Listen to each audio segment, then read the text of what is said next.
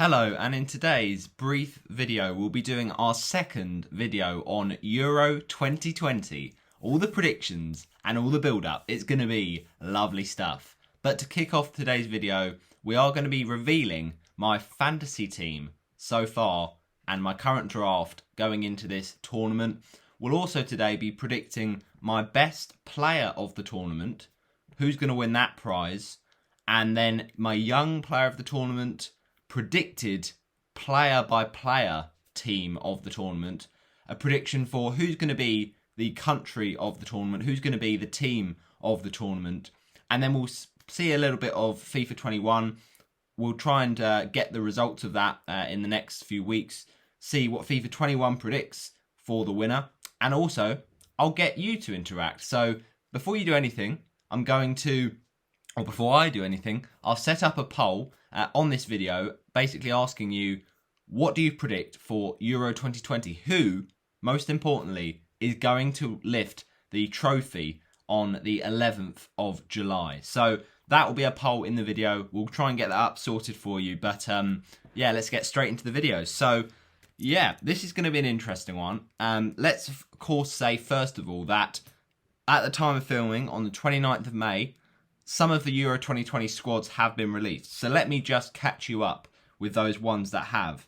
The way it works is each team can name a 26-man squad for the final tournament, which runs from 11th of June to the 11th of July. But basically, eventually, all those teams have to be narrowed down to 23 players. So, for example, you've got someone like Austria and Belgium and Croatia. They've all got like at least a provisional squad right now in terms of what they've named. So the final 26-man squad has to be submitted by the 1st of June. And once squads are submitted, there can be unlimited replacements before the first match in the event of like an illness or a serious injury. It's including COVID-19 or close contact to a positive case. And a goalie can be replaced during the tournament in the event of physical incapacity, even if one or two goalkeepers in the squad are still available. So that's the way it works. I'm pretty sure that there's 23. You have to have 23 for every squad. But right now, the structure is looking like 26. At least I know for Portugal, we've got a 26-man squad released. And for England, that will be released in June. So there's a few teams that have done provisional like 33-man squads. You've seen that with England. They've got like Sam Johnston, Ben Godfrey, and Ben White in that team. But obviously it's going to be different when it's fully submitted. And you just want to check to see if these players get through unscathed. You know, you've got the Champions League final. You've got, you know, the final of the, what was it called? Europa League, yeah. And now that's passed, you know that those certain players are fit to go. So it is a lot of like working out who's going to be available, but some squads have been released. So let's talk about Austria. They've talked and they've released their 26-man squad. So they've got absolute legend Daniel Bachmann in goal. What a legend. I mean, he's fully deserving of the place. He's been so amazing in that end of the season, the championship. Delighted for him, really am. Let's hope he can get involved. But we've also got Pervan in goal and Schlager from Lask. So it'll be interesting to see who Austria have in goal. They've got the likes of David Alaba, Alexander Dragovic, Friedel, Hinteregger, Leiner, Lenhart, Posch, Christopher Trimmel, and Andreas Ulmer from Salzburg. So this is like the initial squad released. Valentino Lazaro as well is an interesting one. Florian Glitch, Baumgartner from Hoffenheim, Sabitzer, and many more. And then up front, you've got people like Arnautovic and Onisiwo, so from Mainz. That's an interesting one. You've got Belgium as well, 26-man squad, and they have taken out of that team for Belgium. Interestingly, they've not included who was it that I was surprised about? I think it was, I've forgotten, to be honest. there was a team that I was like, oh, really? He's not actually in there. No, maybe I'm thinking of Spain because Sergio Ramos is not in the squad. But yeah, I might be forgetting something else. So don't worry about that. And just to finally finish off before we get into our Euro team, I've seen the release team for Netherlands, and that's quite interesting. So no Steven Bergwijn. We knew about no Van Dijk, and for Sweden as well, no Zlatan Ibrahimovic. There's a few players you think, oh, it's just gutting you, like how they not got through. And the process of having it as 26 and then get it cut down to 23 before the tournament starts, it must be brutal, because you're like, oh yeah, I'm so excited. I'm going to be in the Euros. I'm going to represent my country and score loads of goals. And then a few days before the tournament starts, afraid to tell you that you're actually on your way out the door. It would just be so demoralising. But yeah, we thought that Bergwijn might be introduced for midfielders for the Netherlands, but no. Instead, we've got Donny van der Beek, Davy Klaassen, he's absolutely class, and Jorginho Wijnaldum. And then they've got interesting forwards. You got likes of Weghorst and Steven Berghuis, an ex-Watford man, of course. So yeah, very interesting so far, the Euro squads. As I said, England's still yet to release theirs, and Scotland have released theirs as well. I'm sure we'll get a lot more in the coming days, but there's a few days until kickoff, 13 days to be precise, so we will get those finalised, and we will be having a look at those players and see, how they get on. But let's turn to the first thing of the video today, and that is my Fantasy Euro 2020 team reveal. We're going to speed through this because at this point, I don't need to change it. Like, I'm happy with the team. There's no need for tinkering. I might tinker if I just can't stop myself, but it's just too good at this point. And you can say, oh yeah, get the 12 million striker, get the best man in goal, but you've got to try and get a balance here, because you've got 100 million to spend, and it's slightly different rules to normal Premier League fantasy like FPL, and also different rules to, Gaffer.io, Championship Fantasy Football, or even with Champions League Fantasy. But it's from the same makers, Champions League Fantasy. It's done by UEFA. And therefore they've been able to kind of carry a few things of that through, for such as captaincy. You can basically captain a player after their game has happened. No, that's not right. You can captain a player before the game has happened, but you can captain and change the captain what if one of your players has done badly, if you get what I mean. So each day of the match day, you can put someone on a captain, but it's a risk, because obviously you could get even less points than what you got the first day. It does make sense when you think about it. But let's talk about my fantasy team. Let's stop drilling on. In goal, who have we got? It's got to be done. It's Rui Patricio. He's sturdy. I know you're going to say, oh, he's in the group of death. Don't get group of death players. But I'm sorry, he is good. And you can say what you like. If you look at the Premier League, like big six teams and big teams, when they play it in, international competitions, they overcomplicate it sometimes. And there's some games where they're kind of feeling each other out.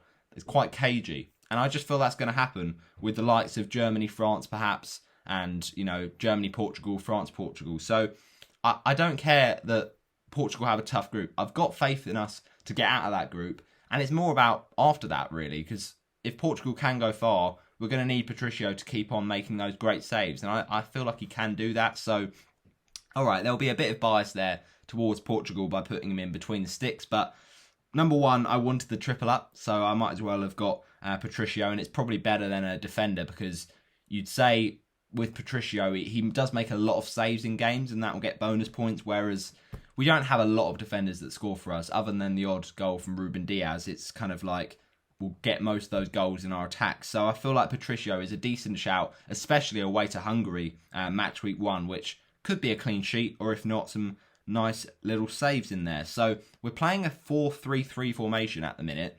The first defender we've got is Ezjan Alioski. Now, I'll admit, he is playing for North Macedonia, and that side, apart from him, is pretty novice in this kind of tournament. So he will be having to carry them. But it's a good fixture, Austria away, and I just fancy North Macedonia to score in that game. And hopefully Alioski, we know he's so creative in his time for Leeds, and let's hope he can do it for his country as well. And I've also got an Austria player that I'll talk about in a second. But I've actually benched him because I feel like Alioski will get the goal, and Austria might fire a few blanks on the opening day. Then we got Vladimir Kufau. I mean, what a player for West Ham this season. Got such creativity. And he's going to be whipping in those balls once again with the West Ham link-up of Souček. So I think Kufau is perfect for this first game. Scotland are going to be nervy. It's going to be tight. It's going to be cagey. Could be a clean sheet in there, but certainly the attacking potential is so high for Vladimir Kufau. Then we've got Matthijs de Ligt. I mean, he's so good in the air. He's just got this really impressive leap and a great goal. He can score on the occasion. So this game against Ukraine represents a great chance for a clean sheet, I think. You can say they've got a few decent players like Yaremchuk and, Yarmolenko, but I just don't think that, that Netherlands defence, despite not having Van Dijk, will be having too many problems against Ukraine. Then Jordi Alba against Sweden. I feel like that Sweden game, I really do root for Sweden a little bit because obviously I want Ken Sema to do well for Watford, but Spain are going to really make a statement, I think, in the opening game. So it could be a chance for some clean sheets and some attacking returns for Jordi Alba. They've got so many options creatively in defence, Spain, and I think Jordi Alba is still number one on the pecking order. Then we've got Diogo Jotta, and people can say, Jotta won't play, but I think he will. He's been so key for us in our World Cup qualifiers and in the build-up to this tournament. So I feel like he's going to play a big role once again against Hungary. Good fixture. Insigne is next, and he's our captain as it stands because he's playing the first game. I might as well, and I can always change it later on. But it's a nice fixture to open the whole tournament away to Turkey. And in Luca Insigne, when I say Luca, I meant Lorenzo. He's got such attacking threat, and he just really does go for it in these kind of games. So I've got to back Insigne. Torres is next, Ferran Torres that is, and a lot of people have got them in their Euro 2020 teams, and it's risky, of course, because we know with Spain, a bit like Man City really, they've got so many good players they can easily rotate and they can kind of give some players rests, but the Ferran Torres end of the season form just caught my eye so much, and I know that he didn't play a lot with Man City, but when he did, he was on fire. So I feel like this might be a decent shout to play him against Sweden, see what he can do, and then if it, disaster happens, we can bring on David Alaba as an auto sub, or we can, transfer out Torres if he doesn't play, because that, as we said, we can sub out players in each match day, you can captain players in each match day, and also you get quite a lot of free transfers. So it's all changeable basically, but it looks good going into the first games. Then we got the front three, Teemu Pukki. I mean, that's a nice fixture, I think. Yes, Denmark will go far, but if there's, any teams in that group that you'd fancy Pukki for, you'd say probably Russia and Denmark are the strongest. So I think we've got to play Pukki. We've got to have the faith in this one. It would be easy to just bench him because it's Denmark and because that, goalie in between the sticks, Schmeichel, is so strong. But, Pukki's scored against Schmeichel before, and if there's one fixture that you just got to kind of start with the Pukki party early on, then it's got to be this one. Harry Kane is my next striker up front. It's not an easy fixture against Croatia, but Harry Kane can score against anyone. He's the spearhead of that England, attack. And at one point, I actually did have the Croatian defender Domagoj Vida, which was just a bit of a funny one for my team name. But I called myself Vida Las Vegas, or I could have called myself Vida La Vida, or Viva La Vida, I should say. But actually, it does work out that I haven't got a Croatia defender because I feel like England could make a statement in that first game, and Kane is just so good. Usually on opening, game of the tournament. So I think that's not a bad shout. I think Kane is just pretty much essential at this point. He loves the golden boot in this kind of competition, and we're going to go for it. The third forward we've got is Cristiano Ronaldo, the GOAT, the best of all time, no debate, and he's got a nice fixture against Hungary. He's scored against Hungary before, brace in the previous Euros, and that's a great fixture. I'm very tempted to captain Ronaldo, but we're going to wait to see what Insigne does, and then we could shift our captaincy over to there. So it's looking like a very strong team. Obviously, triple Portugal, it has to be done away to Hungary. I think that is a fixture we've got to make the most of. Then on the bench, we got Hirodeki, of course, playing for Finland, and he's just a very cheap goalie, nice enabler, who does actually play, but we don't need to have him because we think that actually Finland will probably struggle to keep many clean sheets. Then we've got David Alaba. We got him first bench because I think Alioski could get a clean sheet, and Alaba therefore won't score. But I think Alaba could become in handy because he's actually qualified as a midfielder on the game, but he's really a defender, so he can kind of play in that attacking role, and he's so good for Austria. Jan Bednarek is the next one. I was thinking about not having him because of the bad Premier League season he's just had with Southampton. But actually, I've looked back at the history and actually he does tend to do better with his national team. So I feel like he could do decent for Poland. And he's just a bench player for this week because we've got defenders with better fixtures. But yeah, he could get some goals and he's facing Slovakia this week. We'll bench him. Then third on our bench is another great enabler who no one's going to realistically play, but he could start. You never know. It just he's basically the cheapest player in the game, and that is Loic Nigo. Nigo plays for Hungary, and yeah, it's just like I don't know. He's called Nego. He's 4 million. We don't mind it. Third on our bench.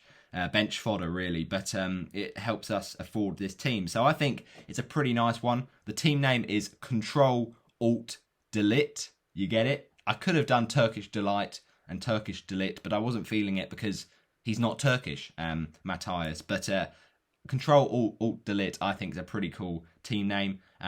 Obviously computer coding there, and the centre back for the Netherlands. So that is a decent team, I think, and we're not going to do too much with it unless something goes drastically wrong. We think Jota's going to be back.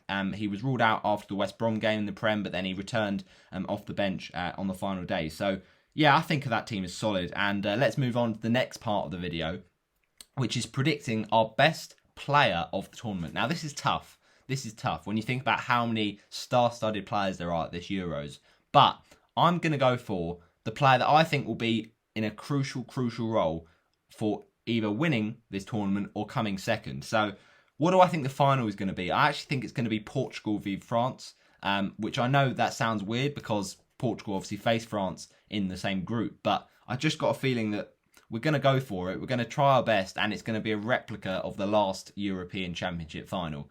So therefore, who do I think is winning Euro 2020/2021, whatever you want to call it with the asterisks?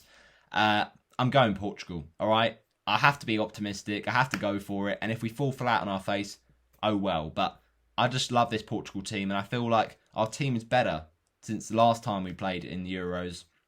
So we got every chance of retaining our trophy. And I've seen a lot of people predict Portugal to be up there and try and win this European Championship. So why not? Be optimistic. And if it's someone else like France or Germany or England maybe, then fair enough. But I just feel like Portugal, it is our time. We're in a current period of really good youth, really good growth, and impressive players. So I'm going to go for it. But who is my player of the tournament?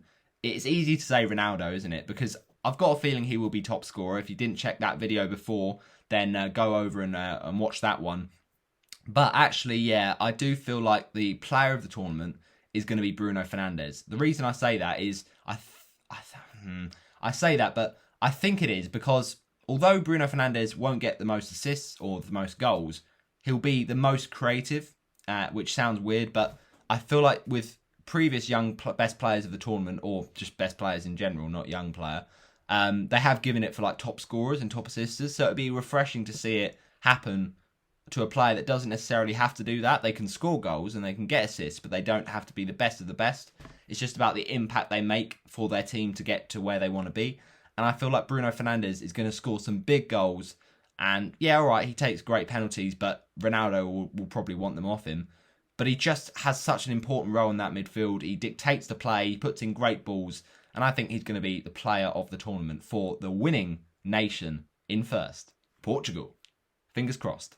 But who are we going for young player of the tournament? Now, this is another difficult one because you look at the teams at the Euros this year. There's so many contenders for young players. Now, do we give Kylian Mbappe this one? But it's tough because do you still qualify Mbappe as a young player? He's done so much in his last few years. It feels like he's already matured. But no, I guess he still is at this point. But I also had my eye on Eduardo Camavinga. Now, I'm not sure how much of he'll feature for France, and I don't think he might not have been chosen actually in the Euro squad. So it might be a risky one, and therefore we're not going to go for it. But there are a lot of wonder kids at this Euros, so there's a few you should definitely watch out for. And we will predict now who is our young player of the season prediction going to be. So there's a few good ones. You got Gravenberch, very, very nice. And of course, Tyler Adams. Tyler Adams is not actually what I wanted to see. Bear with, people. Right, here we go. We got some more Wonder Kids coming up here. Oh, dearie me. Right. It's coming. First of all, we've got Kylian Mbappe. We've then got Mason Mount, Ansu Fati, and Gravenberch. And then the final one we've gone for is a very interesting one, but it is Musiala.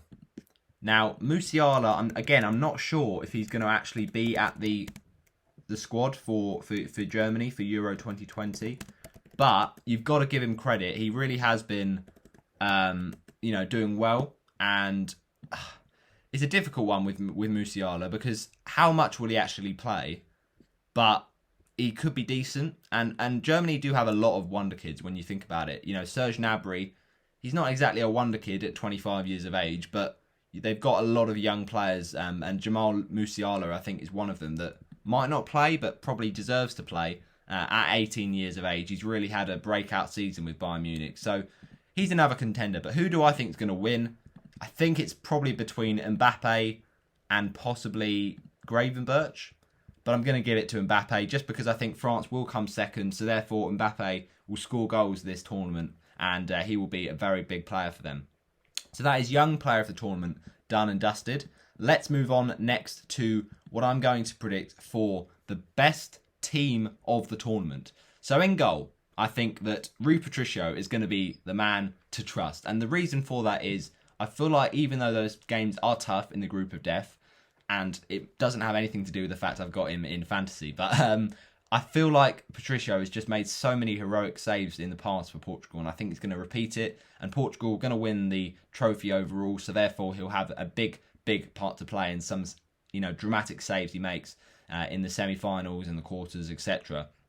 So I'm going for him as the goalkeeper. But then the back four, left back is a tough one, so I'm going to go for Spain's left back. That is Jordi Alba, because I think that Spain will go far as well. Centre back, Ruben Diaz, because he's just a rock at this point. The other centre back next to him, though, I'm actually going to go for a bit of a surprise one, but Toby Alderweireld. I think he's going to get a lot of goals for Belgium from that, set piece threat. Then right back for Portugal, it's Joao Cancelo. He whips in a great ball, and I think he'll be key this tournament. Then left mid is another tough one because you've got a lot of capable left mids at this point in time for the Euros. But I don't know. You could put Ronaldo there, I guess, or you could put him a bit further down. I don't know. I'm going to go for Cristiano Ronaldo. Let's say he plays on that left-hand side because I think he's going to be top scorer. Then on the midfield, so we're going to play a 4-4-2 formation, by the way. Midfield, you've got Toni Kroos, because I think he's going to do bits for Germany. I think Germany will actually get through, despite coming third in our group. I think they'll get through as one of the best third-place teams, and Toni Kroos will get some big goals for them. The other midfielder in there, I think, is going to be England's Mason Mount. I think he should have a really good tournament. Then on the right, we're going to go for an interesting one. That is going to be... it's not Mohamed Salah. This is not the World Cup. Instead, we're going for a little bit of... Here it is. It is actually Eden Hazard. He can play on that right. He can play on the left. But I'm going for Eden Hazard. I think Belgium will also have a very good tournament. And then up front, you've got, of course, Kylian Mbappe, who's going to get, in my opinion, young player of the tournament. And then the second forward is not going to be a Portugal player because we've got enough of those in this team already. But I think another player who's going to get lots and lots of goals is Harry Kane. So that's our team predicted of the tournament. Make sure you smash a like on the video and comment if you agree with what that predicted team will be like. I feel like it's going to be roughly right. We'll see what happens, of course, though. And then the next thing we're going to be doing is predicting who is going to be the nation of the tournament. Who's going to play the best football? Well, you could say, it's too obvious to give Portugal the nation of the tournament if they're going to win it. But actually, I'm not going to do that. I'm going to give this prize to a team that I think will be underdogs. And they're going to really surprise a lot of people. And they're a team to watch out for. So It might be a bit of a big shout and a big call, but we'll go for it. Why not? So I'm going to say that a team that a lot of people need to, just keep wary about is not Netherlands, because I feel like they just fail to deliver at these kind of tournaments. Instead, I'm going for Austria. I think Austria have often underwhelmed in these tournaments, and they actually got, when you think about it, a really good squad. So Austria, you're my one to watch, and although you won't win the whole thing, I think you could go far, maybe even the quarterfinals, which would be a great achievement for a team like Austria. So yeah, I'm going to say they're the team of the tournament, but of course we know the real team of the tournament would be Portugal if they go on to win the whole thing. All right, let's move on next then to what will you say? Well, I will be putting the poll in the top corner, so vote now, and we will see what you guys are saying. So check it out once you've watched the video. The poll should be able to update there. And yeah, that's the video done. So I hope you have enjoyed. It's been a fun one to do.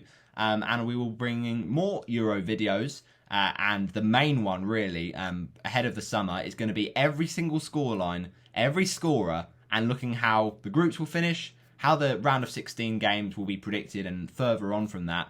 That will be coming on the 3rd of June. So that's going to be a massive one. Turn on notification bell to be very much ready and tuned in to see that one. But until then, we're going to do a little FIFA 21 prediction. So we're going to simulate it, and we might do it on our Instagram. So Roberto_V_pro. Or we could just do like a really small clip, just like basically showing what happened in the final, or what happened in one of the games on FIFA. But we'll ask FIFA 21 for its winner in this tournament. And of course, we'll see what you guys are saying for the nation of the tournament to get that trophy. Thanks for watching. See you later.